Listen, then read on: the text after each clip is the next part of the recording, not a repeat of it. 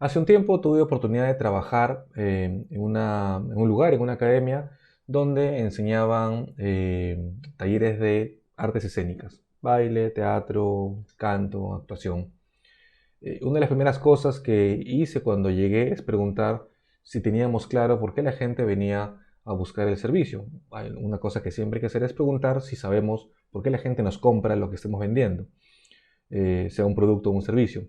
La respuesta que me dieron fue que los papás matriculaban a sus hijos, o los adultos o adolescentes se matriculaban o pedían matricularse en este centro porque querían, por ejemplo, dedicarse al canto profesional, porque querían ser actores en algún momento, porque querían participar en un concurso de talento, porque querían, no sé, dedicarse profesionalmente al baile, o porque los profesores eran particularmente buenos o eran famosos, o porque la infraestructura y las condiciones eran muy apropiadas, mejores que en otros lugares.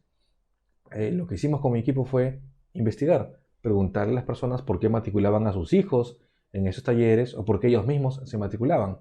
Y la respuesta nos sorprendió a todos, incluso a los dueños de este lugar. La respuesta general fue que las personas se matriculan en un taller de canto más que para aprender a cantar, para perder el miedo a hablar en público, para estar frente a un grupo de personas de forma correcta, sin temor.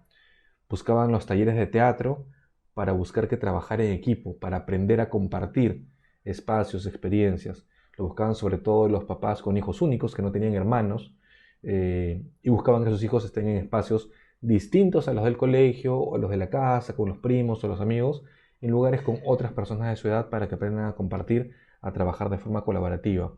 Se buscaban los talleres de baile para aprender a expresarse mejor, para utilizar el cuerpo como una herramienta de expresión y no solamente para aprender a bailar. Por supuesto, los chicos aprendían a cantar mejor, a bailar mejor, a desenvolverse mejor interpretando una escena en el caso del teatro, pero lo que fundamentalmente buscaban era desarrollar lo que llamamos habilidades blandas. ¿Qué son estas habilidades blandas?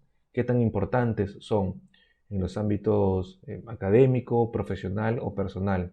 ¿Dónde me inscribo para tener mi certificado de que soy bueno en las habilidades blandas? Hoy vamos a conversar justamente sobre esto, sobre la importancia creciente, por cierto, de las habilidades blandas, y vamos a tratar de ponerle foco a aquellas habilidades blandas que son particularmente importantes para ejercer posiciones de liderazgo dentro de una organización. Bienvenidos. Han notado que los papás, y si ustedes son papás podrán corroborarlo, cuando sus hijos traen la libreta de notas del colegio y tienen un jalado en matemáticas, por ejemplo, es un escándalo, ¿no? Hay mucha preocupación.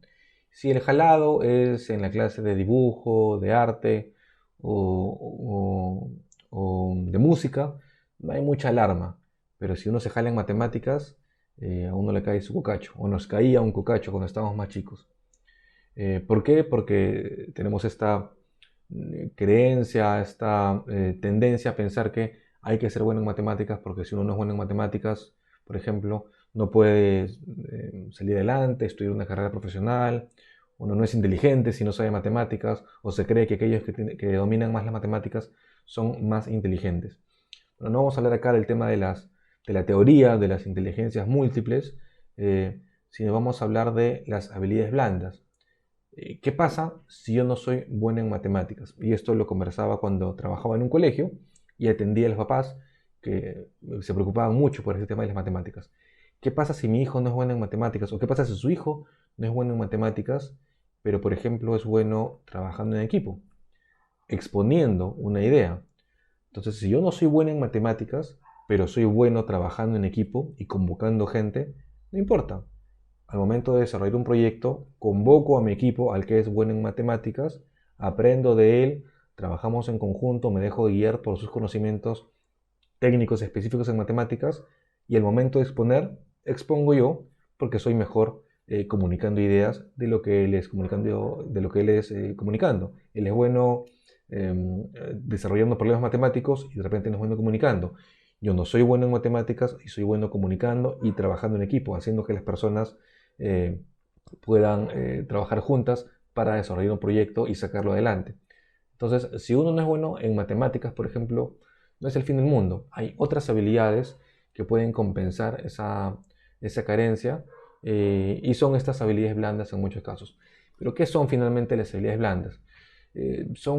Como está en la diapositiva, vamos a la diapositiva número 3, son habilidades sociales, son el resultado de una combinación más bien de habilidades sociales, de comunicación, de formas de ser incluso, y de acercarse a los demás, de conectar con otras personas, de entender a otras personas para a partir de ese entendimiento ser capaces de relacionarnos, tender puentes, comunicarnos y lograr, en el caso de las posiciones de líderes o de liderazgo, que otras personas que pueden ser incluso mejores que yo, es más, diría que lo ideal es convocar a personas que son mucho mejores que nosotros, hacer que esas personas mejores que nosotros trabajen de forma coordinada, armoniosa, conjunta, para lograr un propósito común que hemos sido capaces de sembrar. Hablando de liderazgo, creo que una de las funciones principales del líder es justamente eso, hacer que personas mejores que nosotras en diferentes aspectos trabajen de forma coordinada, conjunta, para lograr un objetivo que yo les he propuesto. Que les he propuesto, pero además que he logrado que ellos incorporen e interioricen como suyo. Que hagan de mi propuesta, de mi visión, de mi planteamiento, lo hagan el suyo y trabajen en pos de eso. ¿Ok? Entonces, hay detalles sobre las habilidades blandas, por ejemplo, que es un término que se presume se empezó a utilizar en el ejército de los Estados Unidos allá por el año 1970. A partir de los 90 se generaliza el uso de este término y surgen definiciones e interpretaciones. Goleman, por cierto, dice que hay una relación estrecha entre las habilidades blandas y la inteligencia emocional. Y en el 2011, un autor define esas habilidades blandas como habilidades intrapersonales dentro de la persona e interpersonales, socioemocionales, para comunicarnos con otras personas y que son esenciales para el desarrollo personal, para la participación social y el éxito en un lugar de trabajo, según refiere. Se dice que las habilidades técnicas, que vamos a verlo más adelante, son aquellas que te pueden llevar a conseguir un puesto de trabajo. Son aquellas en las que usualmente, aunque está cambiando ahora, usualmente se fija más un empleador para decidir la contratación o no de una persona. Pero las habilidades blandas son aquellas que te van a ayudar a conservar ese trabajo que has conseguido. Está cambiando el mundo. Cada vez se fijan más los empleadores en las habilidades blandas respecto de las habilidades técnicas. Finalmente, las habilidades técnicas o duras se pueden desarrollar con capacitación.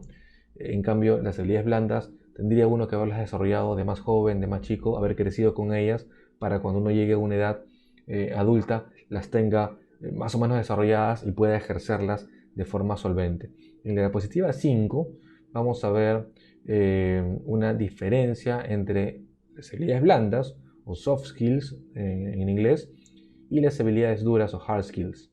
Ya es una definición, un paralelo del Observatorio Laboral de la Secretaría de Trabajo y Promoción Social.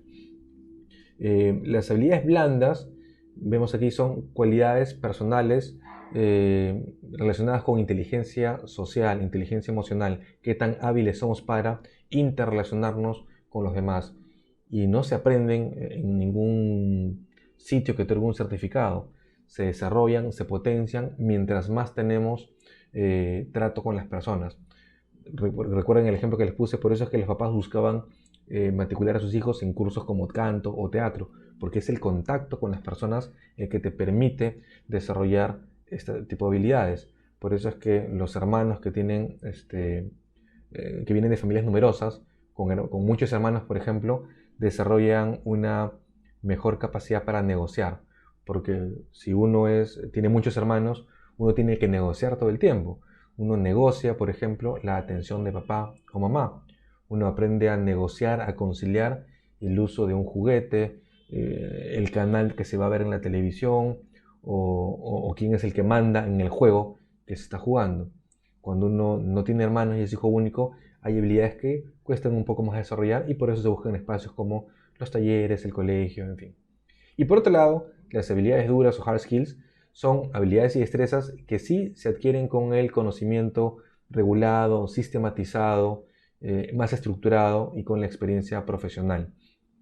Tenemos aquí, por ejemplo, la lógica, los idiomas, las matemáticas, el uso de programas de cómputo. Son habilidades duras y que, como dijimos, los empleadores se fijaban mucho en estas habilidades y se siguen fijando, pero cada vez están dando más espacio a las habilidades blandas.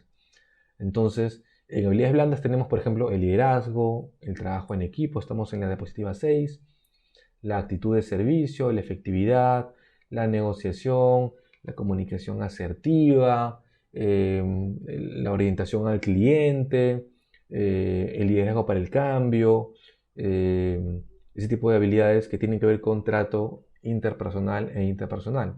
Y por el otro lado, las habilidades duras, tenemos conocimientos técnicos, comprensión lectora, idiomas, pensamiento matemático, pensamiento lógico, manejo de softwares, cosas que son competencias que se desarrollan estudiando algún curso, certificándose incluso en algunos aspectos técnicos duros y que nuevamente son cosas que los empleadores buscaban mucho y que ahora están siendo compensadas por las habilidades blandas.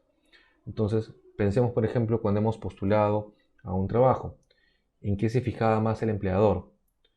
O fijémonos en el currículum que tenemos, qué cosa resalta. Estamos resaltando las habilidades técnicas que hemos adquirido a lo largo del tiempo, producto de los estudios que hemos seguido, los cursos a los que hemos asistido, las charlas que hemos escuchado, o resaltamos más nuestras habilidades blandas, como trabajo en equipo, liderazgo, actitud de servicio, honestidad, puntualidad, etc. Pensemos en eso porque es importante que eh, lo tengamos presente para hacer un adecuado balance entre ambas habilidades, sobre todo si vamos a ejercer posiciones de liderazgo. En la diapositiva número 7 tenemos una suerte de pirámide de cómo están desarrolladas estas capacidades.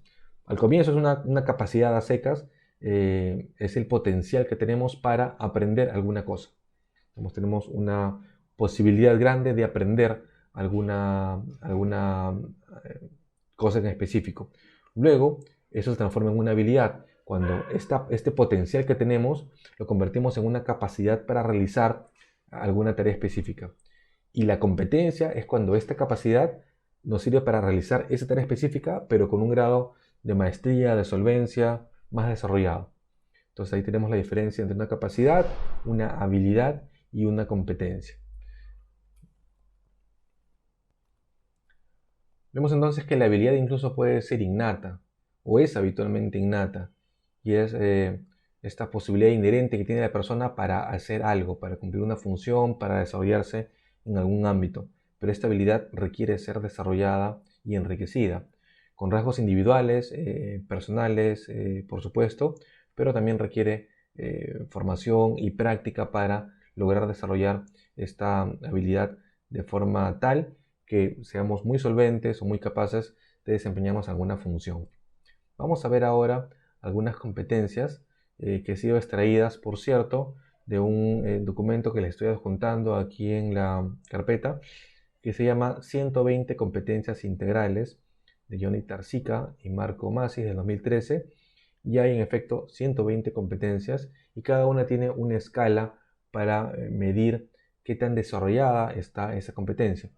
Esto se ha hecho con fines solamente corporativos para ver cuáles son las competencias o para ayudar, digamos, a definir a las empresas cuáles son las competencias más valiosas, más pertinentes, más útiles en cada organización en función de cuáles sean los objetivos de esa organización.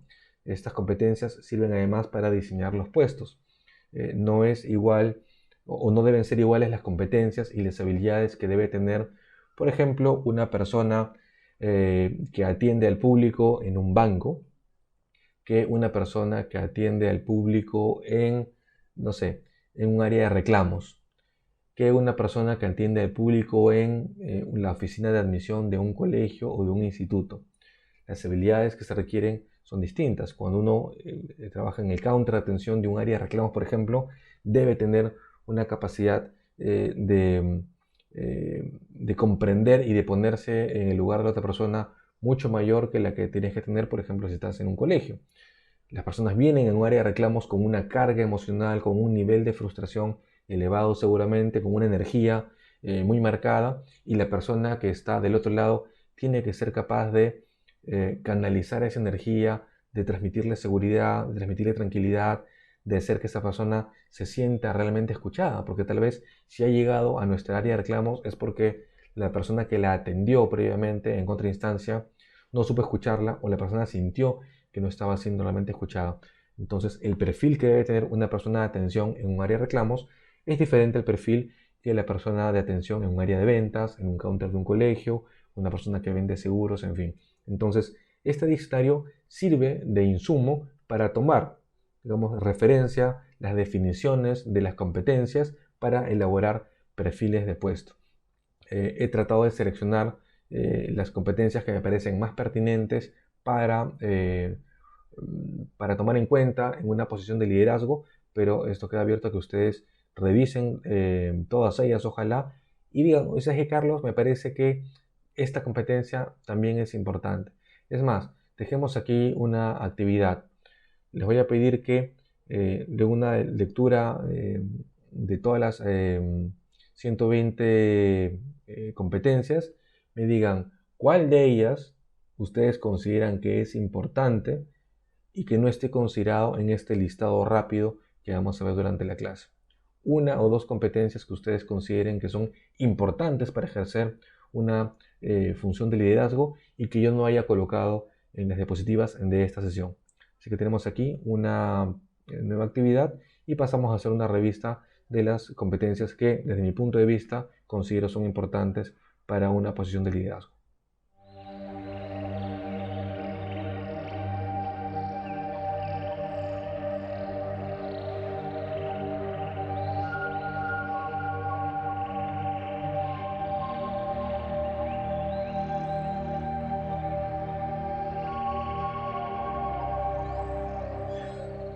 Vamos a hacer una revisión de estas habilidades blandas que considero son importantes para ejercer posiciones de liderazgo en un mero orden alfabético, en el mismo orden alfabético en el que aparece en el documento que les he compartido. La primera que les propongo es la autoridad, que es esta habilidad de ejercer de forma adecuada el poder formal, ese poder que se nos otorga formalmente, por ejemplo, cuando nos nombran coordinadores, supervisores, jefes, gerentes de un grupo de personas, en una empresa, en una organización. O cuando, producto de una votación, de una elección, por ejemplo, salimos elegidos y ocupamos una dirigencia o una posición de liderazgo en una entidad, en una organización. Esta habilidad es la de ejercer de forma adecuada, correcta, justa, esa autoridad, ese poder formal que se nos han otorgado para hacer que se cumplan reglas, para hacer que se cumplan disposiciones, para hacer que el equipo alcance objetivos, logre metas, para mantener, si se quiere, la disciplina o las pautas o lineamientos de un grupo de personas y que no se nos desarme el grupo por una falta de directivas claras o una imagen que ejerza una autoridad de forma correcta. Entonces, nuevamente este ejercicio, digamos, del poder y esta buena forma de ejercer el poder formal se logra también mediante la práctica. Seguramente uno se vuelve mejor jefe mientras más posiciones de jefe ha ejercido. Entonces uno aprende a ejercer este poder y a administrar ese poder que se nos otorga a partir, por cierto, de una habilidad que todo el mundo podemos tener, es la habilidad de ejercer autoridad. La segunda, estamos en la diapositiva 10 ya, es el autocontrol. Es la capacidad que tenemos los individuos o que debemos tener, sobre todo si vamos a ejercer posiciones de liderazgo, de saber controlar emociones, de no dejarnos llevar por impulsos, de no sucumbir a estas emociones que nos pueden invadir producto de una situación estresante, de una situación frustrante, injusta de repente en algunos casos, pero que a pesar de ella y a pesar de lo difícil y estresante que puede ser, sabemos, en síntesis, pensar antes de actuar. No dejarnos llevar por el primer impulso, no decir lo primero que se nos viene a la mente, no emitir juicios prematuros, porque no sabemos responsables de nuestras acciones y sabemos controlar, digamos, estas emociones, estos impulsos. les pido que recuerden, por ejemplo, alguna situación estresante que hayan tenido que los haya llevado a perder los papeles, a hacer un comentario hiriente, por ejemplo, que dañó a una persona, a tomar una decisión apresurada, producto de la ira, que los llevó tal vez a perder una negociación o a cerrar, o a no cerrar un negocio porque perdimos el control y no supimos conducirnos de forma adecuada por no tener un adecuado autocontrol. En la diapositiva 11 vemos la capacidad de abstracción y es esta capacidad de analizar relaciones entre cosas a partir de conceptos, de teorías, de detalles que se pueden correlacionar de un todo que puede parecer ya preestablecido y nos permite abstraernos un poco de la realidad. Las personas que son hábiles en matemáticas, por ejemplo, suelen tener una buena capacidad de abstracción, que son capaces de elaborar mentalmente mapas, conceptos, teorías a partir de datos sueltos y de información no concreta. Entonces pueden abstraerse de la realidad, elaborar modelos, por ejemplo, y luego nuevamente aterrizar esos modelos elaborados para que sirvan para que otras personas puedan entender un determinado problema, por ejemplo. En la diapositiva 12 tenemos la capacidad de análisis. Esto es lo opuesto a la capacidad de síntesis. El análisis es la capacidad natural que tenemos o que tienen algunas personas de hacer inferencias a partir de hipótesis y hechos, de analizar datos sueltos, variables y de inferir a partir del análisis de situaciones aisladas y particulares, inferir, por ejemplo, a una población. A partir de detectar comportamientos, por ejemplo, recurrentes en determinados grupos de personas, en unas poblaciones, en unas comunidades, en unos pueblos, empezamos a analizar el comportamiento de cada uno de estos grupos y determinamos que hay cosas en común, por ejemplo. Y a partir de esa información aparentemente dispersa, inferimos y podemos construir, digamos, unas propuestas, unas hipótesis de hechos que expliquen por qué este comportamiento se repite en diferentes comunidades aparentemente aisladas y sin conexión, pero seguramente detrás de esa aparente desconexión o independencia hay variables que operan y que explican el por qué diferentes grupos se comportan de una forma similar. Es la capacidad de análisis. En la diapositiva 13 tenemos la capacidad de asesorar. Eso tiene que ver también con la capacidad de enseñar. Habrán visto que hay casos en los que una persona puede saber mucho de un tema, ser muy experto en determinada materia, pero no es lo suficientemente hábil para trasladar, para compartir ese conocimiento, experiencias a otras personas. La capacidad de asesorar es similar. Es como utilizamos nuestra gama de conocimientos, experiencias, vivencias propias, experiencias de terceros, para orientar de forma efectiva a otros, de modo que se desenvuelvan mejor, de modo que podamos hacer recomendaciones que le sean útiles a esta persona que queremos asesorar para que logre sus objetivos. Hay personas que son muy buenas asesorando, dando consejos, de repente no son buenas o tan buenas para aplicar esos consejos o aplicar ese conocimiento en resolver sus propios problemas, pero de repente lo son para asesorar a otras personas y conducirlas, orientarlas para que logren objetivos a partir justamente de esta transmisión de conocimientos y de experiencias que les pueden ayudar a lograr sus objetivos. Esa es la capacidad de asesorar. Luego tenemos la capacidad de síntesis, que es distinta a la capacidad de análisis.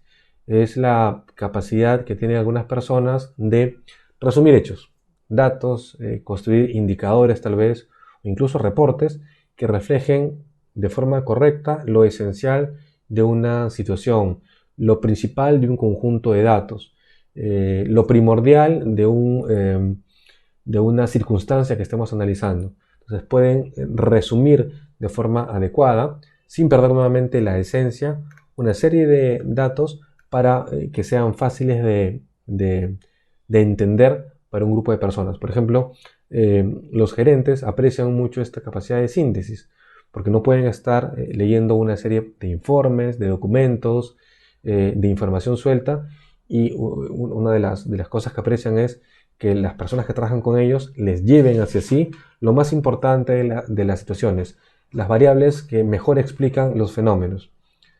Por supuesto, un líder también tiene que tener capacidad de síntesis para, por ejemplo, trasladar o explicar o exponer su problemática o la problemática de su comunidad o lo más resaltante de su proyecto hacia una audiencia. ¿Cómo? ¿Cómo hago para que lo complejo, lo amplio de la problemática de mi comunidad en relación, por ejemplo, con el abastecimiento de agua, con la falta de servicios básicos, con, no sé, con la insuficiencia de determinado presupuesto? ¿Cómo hacemos para que esa compleja realidad sea entendida por un grupo de inversores, autoridades, de personas distintas en pocos minutos, en poco tiempo? Tenemos que tener capacidad de síntesis y esto nuevamente es producto de la práctica. Mientras más uno se entrena contando hechos de forma resumida, sintetizada, mejor capacidad de síntesis va a poder tener. Hay por supuesto quienes lo hacen de forma muy natural y esa es la habilidad que ellos tienen. Luego tenemos la diapositiva 15, la delegación y empoderamiento. Es esta habilidad que tenemos para delegar a colaboradores, a nuestros pares, a nuestros subordinados, tareas y asignarles responsabilidades, de modo que también nos liberemos un poco de labores operativas, por ejemplo. Hay un dicho que dice que mientras más poder delegas, mientras más poder entregas, más poder tienes. Pero claro, le transmites a las personas que están a tu alrededor o debajo tuyo en una línea jerárquica la posibilidad, la potestad de decidir ciertas cosas. Obviamente, luego de haber validado correctamente que la persona está en posibilidad de administrar ese poder formal que le vas a entregar. Y esto lo que hace es, te permite tener más tiempo, digamos, para tener menos espacio dedicado a labores operativas. Entonces, si yo tengo que hacer 10 cosas, 5 operativas y 5 estratégicas, y las cosas empiezo a delegarlas, digamos, las cosas operativas empiezo a delegarlas para que otra persona se haga responsable de ellas, me va a quedar más tiempo para pensar en cosas estratégicas. Si las cosas estratégicas también las delego, por ejemplo, y empodero a personas para que se hagan responsables de las labores estratégicas, van a suceder dos cosas. Uno, que yo voy a poder pensar en otras cosas estratégicas o tener una visión de más largo plazo. O la otra es que me voy a enriquecer de los aportes que estas personas pueden hacer, incluso sobre aspectos estratégicos. Entonces, mientras más poder yo delego, más poder puedo adquirir y más hacia adelante puedo ver. La siguiente es la empatía, esta habilidad tan valorada hoy en día, que es la posibilidad de ponerte en los zapatos del otro y de entender realmente aquello que la otra persona está pasando, de captar sus emociones, de entender realmente cuáles son sus motivaciones, qué es lo que, por ejemplo, los mueve todo el día o todos los días para ir a trabajar, qué es lo que hace que esta persona se levante de su cama cada mañana y que decida ir a un colegio a enseñar. Y entendiendo estas motivaciones, entendiendo sus emociones, vamos a poder darle mejor soporte a estas personas, siendo empáticos no solamente con nuestros padres, sino sobre todo con nuestros subordinados. Eh, Hay veces en las que un gesto, por ejemplo, empático, puede marcar mucho a una persona que trabaja con nosotros. El interesarnos por qué está sintiendo, el no juzgar de forma anticipada, por ejemplo, un rendimiento inadecuado. Cuando, por ejemplo, este podría estar debiéndose a que la persona está de luto, deprimida por una situación personal, atravesando un problema financiero, económico, y nos ponemos en su lugar y decimos, oye, realmente te entiendo, sé por lo que estás pasando, yo también tuve, no sé, la pérdida de un familiar y sé lo que se siente. Yo también he pasado por dificultades económicas y sé lo duro que es salir adelante. Yo también he, no sé, terminado una relación y sé lo complicado que es sobreponerse a esa situación. Entonces, hacer el real esfuerzo de entender realmente lo que la otra persona siente es muy valorado por las personas. Luego tenemos el espíritu visionario y es una capacidad indispensable de líderes para poder guiar esfuerzos en torno a unos ideales constantes que pueden ser la visión, el propósito, los valores institucionales de una determinada entidad. Y es en función de estas líneas, de estas directrices de acción que los líderes debemos tener la capacidad de guiar los esfuerzos conjuntos de un grupo de personas hacia la consecución de un objetivo determinado dentro del marco de determinados valores, de determinado propósito, determinada misión y visión. Es importantísimo que como líderes seamos capaces de inspirar a las personas hacia ir hacia allá, hacia ese lugar en el que nos hemos marcado como meta, pero llegar ahí no de cualquier forma, llegar ahí respetando los valores, principios éticos, normas y cumpliendo el propósito que se haya definido para la organización. Un complemento de este espíritu visionario es la fijación de metas, la capacidad de ser concretos en la fijación de una meta. La diferencia con el objetivo es que la meta es concreta, la meta es numérica. Por ejemplo, podemos decir que queremos mejorar la calidad de vida de nuestra comunidad. Puede ser el objetivo grande planteado. La meta es reducir en X% el índice de, no sé, de desnutrición, de mortandad infantil, de incrementar en X% el acceso a la educación, no sé, de acceso a servicios básicos, de lo que fuera. Entonces, el objetivo es un ideal planteado de forma general, pero la meta lo que hace es le pone un número al objetivo. ¿Para qué? Para poder medir finalmente de forma objetiva y numérica qué tanto estamos acercándonos a cumplir con el objetivo que nos hemos planteado. Es una habilidad esta de fijar las metas de forma adecuada, metas que tienen que ser retadoras, por cierto, pero alcanzables. De nada sirve fijar un objetivo o una meta demasiado lejano, porque eso desalienta. Si yo sé que me ponen como meta, no sé, correr una maratón de 20 kilómetros para mañana, no lo voy a poder hacer. Pero si me dicen que corra 5, eso tal vez sí lo puedo hacer. Y si en 2 semanas me piden que corra 7 y progresivamente me suben la meta hasta que llegue a los 20, eso me va a mantener constantemente motivado. Va a ser como una zanahoria permanente delante de un caballo que hace que avancemos hacia la consecución de la siguiente meta alcanzable. Retadora, pero alcanzable. Luego tenemos la gestión del talento, que es esta habilidad para detectar el talento, la habilidad particular de algunas personas para realizar determinadas tareas y atraer a esas personas talentosas dentro de la organización y además potenciar su talento ofreciéndole nuevos proyectos, dándole nuevas responsabilidades, colocándola en posiciones que las desafíen más. Tengan en cuenta que en muchos casos lo único que le hace falta a las personas es un reto, una situación retadora a la cual enfrentarse. Una persona que podría estar pasando desapercibida en nuestra organización y que aparentemente tiene un perfil bajo, descubriendo e indagando un poco más sobre intereses, sobre habilidades y siendo hábiles para detectar el talento, podríamos descubrir que esa persona lo único que le falta es que le coloquen un reto mayor para que esa persona despierte sus talentos y pueda contribuir de forma más efectiva a la organización. Me pasó hace muy poquito con una persona en un lugar donde trabajo que me decía, yo trabajo en un área de comunicaciones, de comunicaciones básicamente. Yo tengo una carrera profesional, he terminado una primera maestría, estoy terminando una segunda maestría, pero como mi formación de base es la de diseño gráfico, me tienen todo el día diseñando diplomas y certificados cuando yo sé que yo podría aportar más a la organización. Oye, qué bien, conversando con esta persona me di cuenta que efectivamente está desperdiciada haciendo diseños operativos cuando podría estar en una posición más estratégica aportando a las comunicaciones en general de una forma más rica y más valiosa. Entonces a eso se refiere la gestión del talento.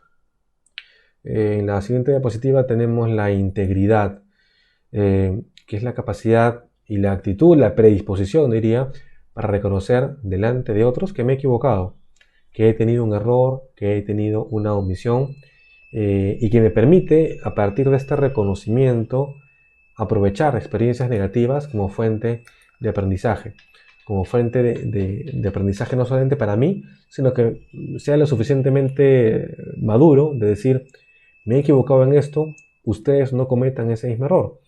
Si ustedes recuerdan, cuando vimos los sesgos, vimos el sesgo de aumento de compromiso, ¿no? Es cuando uno se comprometía en exceso con alguna decisión previamente tomada, porque el hecho de eh, reconocer que aquella cosa que yo decidí no fue la mejor implicaba reconocer que me equivoqué. Eso tiene que ver con la integridad. Yo debo ser capaz de reconocer primero para mí mismo y luego frente a los demás que me equivoqué, que cometí un error y luego, a partir de ese error, aprender y permitir que otros aprendan también. Yo intento decir a los equipos que tengo que tenemos que sistematizar nuestras formas de hacer las cosas y documentar nuestros errores, porque es muy poco productivo cometer los mismos errores. Vamos a cometer errores, sí, pero por lo menos que sean errores nuevos. Las cosas en las que ya nos equivocamos no pueden volver a pasar. Hay que preverlas. Nuevamente el concepto ahí de previsión de la clase de gestión de crisis, hay que prevenirlas para cometer nuevos errores. Si cometemos los mismos errores, qué aburrido. Hay que tratar de cometer errores nuevos. El liderazgo transformacional, que es un punto que vamos a tocar en la siguiente sesión con el profesor Carlos, que es invitado, que es aquel que le gusta más a los líderes o aquel más valioso, que es la capacidad de influir de forma legítima para transformar a un grupo de modo que pueda alcanzar de forma óptima e integral metas que se haya planteado. ¿A partir de qué? De un manejo muy amplio de líder, por supuesto, de inteligencia emocional, de empatía. Yo creo que este liderazgo transformacional es la suma de varias otras habilidades, pero es la capacidad de conducir y de liderar de forma óptima, adecuada, ideal, tan ideal que es capaz de transformar a un grupo de personas de un grupo en un equipo, por ejemplo, o un equipo de alto desempeño. Luego tenemos en la siguiente diapositiva el manejo de la incertidumbre, que es una habilidad apreciada o útil en algunos casos cuando se trata de asumir posiciones o tener posiciones en las que uno debe moverse con el manejo de poca información o información parcial. Mientras estoy grabando esta clase, por ejemplo, estamos en pleno proceso de cambio de presidente. Entonces, esto genera incertidumbre, por ejemplo. Entonces, ¿qué tan hábil soy yo para moverme y tomar decisiones con pedazos de información sin saber exactamente qué es lo que va a pasar? ¿Qué tan hábil puedo ser para prever situaciones, para mitigar riesgos? Nuevamente el concepto de crisis, para mitigar eventuales riesgos y para tomar previsiones sin saber exactamente qué es lo que va a pasar. Entonces es la capacidad o la habilidad de manejarse con poca información. Hay personas que se sienten cómodas y solamente les hace falta muy pocos pedacitos de información para construir un modelo que les permita conducirse. Y hay personas que no, que requieren más bien ciertas certezas y ciertos datos concretos para poder plantear sus planes y evaluar sus rumbos de acción. ¿Qué más tenemos? En la siguiente diapositiva tenemos el pensamiento estratégico, que tiene que ver, es un complemento, si se quiere, de la parte del manejo de la incertidumbre. Es la capacidad, diría, de ver el bosque y no los árboles, de analizar el entorno donde se desenvuelve, donde se desempeña una determinada entidad y de estructurar mecanismos y de implementar estrategias para que el negocio o la institución salga adelante. Es la capacidad diría yo, de articular el todo, nuevamente, de ver el bosque y no solamente los árboles, de ser capaces de instrumentar de forma ordenada y sistemática un objetivo, unas estrategias, unas tácticas y unas acciones, cada una de ellas concatenada de forma coherente, de modo que la acción que yo planteo esté alineada y responda a una táctica. Que la táctica que he diseñado responda a una estrategia, que esa estrategia que he definido me conduzca de forma segura al objetivo. Entonces ese pensamiento estratégico, lógico, estructurado, es el que algunas personas tienen y que ayuda a que los planes se implementen, por un lado, se ejecuten de forma adecuada, se les haga seguimiento y que se puedan tener resultados de forma paulatina. Nuevamente, manteniendo el orden y la coherencia entre acciones, tácticas, estrategias y objetivos. Más adelante tenemos la toma de decisiones.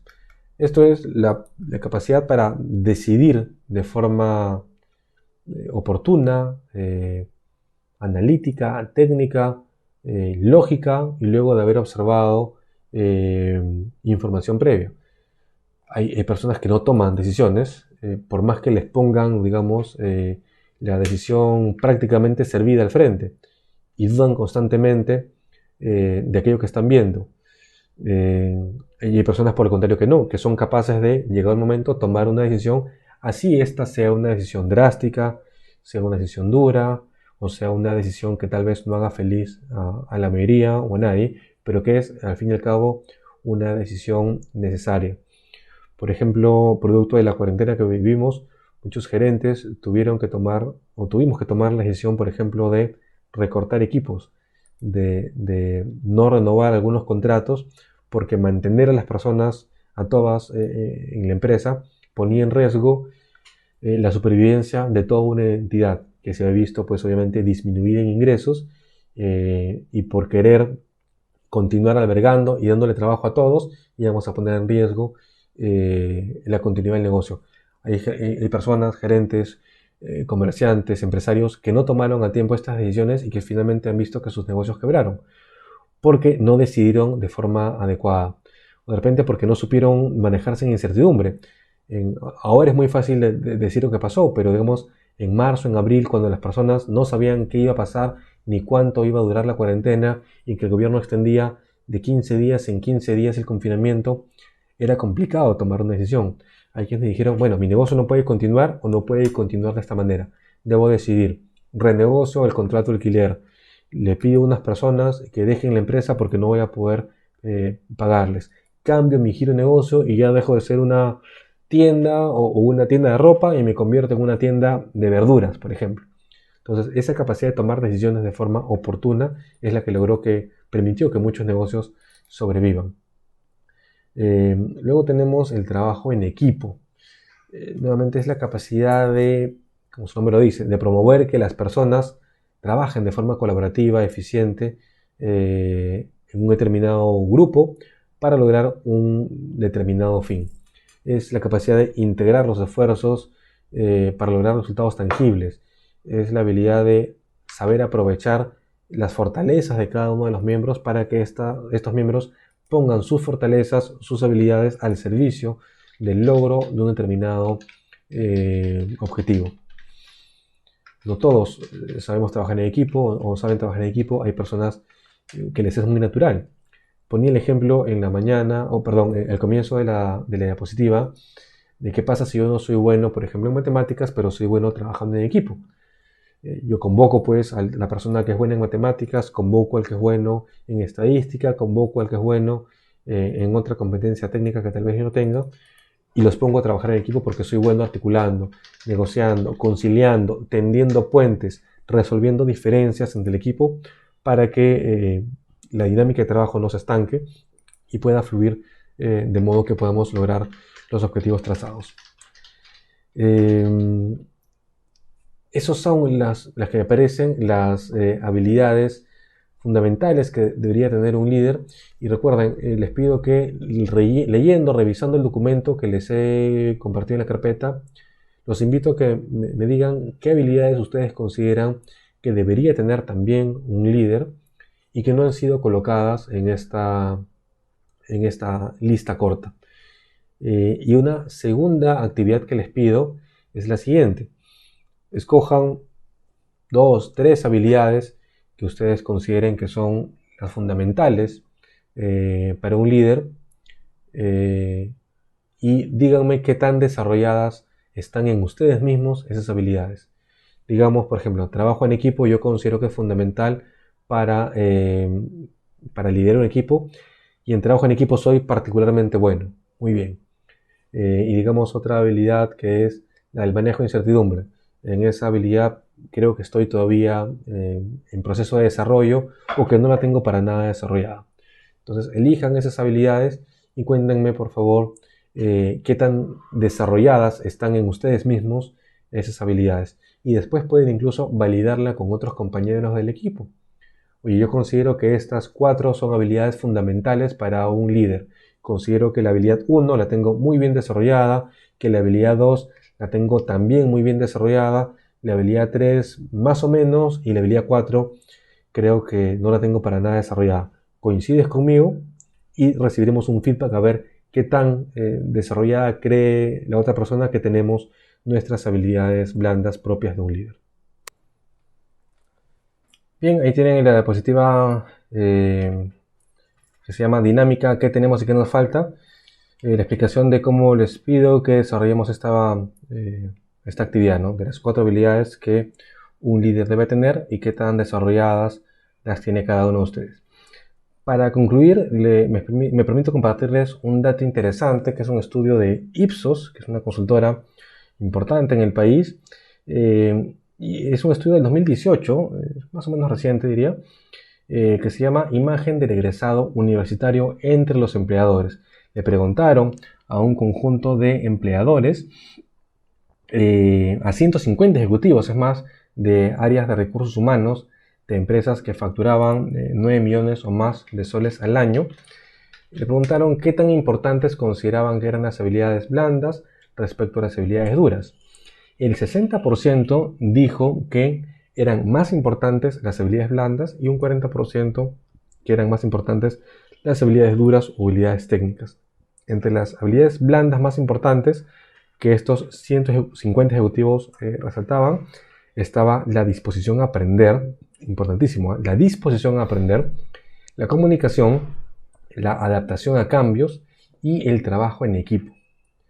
Y dentro de las habilidades técnicas estaba el conocimiento técnico, uso de programas, uso de dispositivos tecnológicos y el dominio de idiomas. Si esta encuesta se hubiese hecho, diría yo que hace unos 10 o 15 años, el resultado definitivamente no hubiese sido el mismo. Ahora y cada vez más están siendo valoradas las habilidades blandas. Es por eso que es tan importante que como líderes sepamos cuáles son estas habilidades, sepamos cultivarlas primero en nosotros mismos para poder ejercer de forma adecuada una posición de liderazgo. Sepamos reconocer en nuestros colaboradores, en los miembros de nuestra comunidad, también sus habilidades blandas para potenciarlas. Porque mientras más hábiles seamos reconociendo y potenciando las habilidades blandas de nuestros colaboradores, mejores líderes podremos ser. Tendremos mejores herramientas para llegar a nuestros objetivos, porque tendremos en cada colaborador piezas mucho más con una mayor capacidad de aportar para el logro de objetivos, si es que, como digo, hemos sabido identificar estas habilidades blandas. Solamente para concluir, tenemos una lista, no diría arbitraria, pero una lista abierta de características que debe tener un buen líder, como la confianza en uno mismo, la capacidad para tomar decisiones de forma adecuada, justa, oportuna, el ser una persona comunicativa. Si no nos comunicamos con nuestros subordinados, con nuestros pares, y si no somos hábiles para comunicarnos con otros líderes, no podemos ejercer de forma adecuada un liderazgo. El autocontrol emocional, como les había dicho, tener una gran capacidad de trabajo, y no se refiere a trabajar necesariamente 20 horas al día, sino de organizar el trabajo de forma que seamos productivos. La capacidad de planificar y coordinar los recursos de la organización, sean humanos, sean materiales, sea el tiempo. El carisma, importante, la capacidad de transmitir a la gente seguridad de lo que hacemos, que se sientan felices cuando nos ven y no que se sientan intimidadas o sientan fastidio cuando nos ven. El ser educados, el ser agradables, el ser empáticos, muy importante sobre todo, nuevamente, la capacidad de ponerse en el zapato de otro. el ser justos y el de ser optimistas. Son estas algunas cualidades que debería tener un líder. Durante la siguiente sesión tendremos como invitado al profesor Carlos Villavicencio. Él es especialista en gestión de personas, en coaching también. Ha trabajado con diferentes tipos de grupos y con él vamos a revisar los diferentes tipos de liderazgo que existen.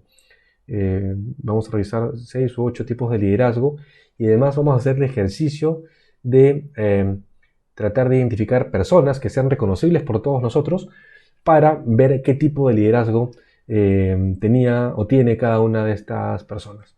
Muy bien, los invito nuevamente a que realicen las actividades que hemos dejado el día de hoy. Completar primero la lista de habilidades que un buen líder debería tener, además de las que ya he colocado, y hacer ejercicio respecto a las 4 habilidades que ustedes consideran debe tener un buen líder y qué tan desarrolladas la tienen ustedes mismos. Luego hacer el contraste con otras personas de la clase. Y nos vemos en la siguiente sesión.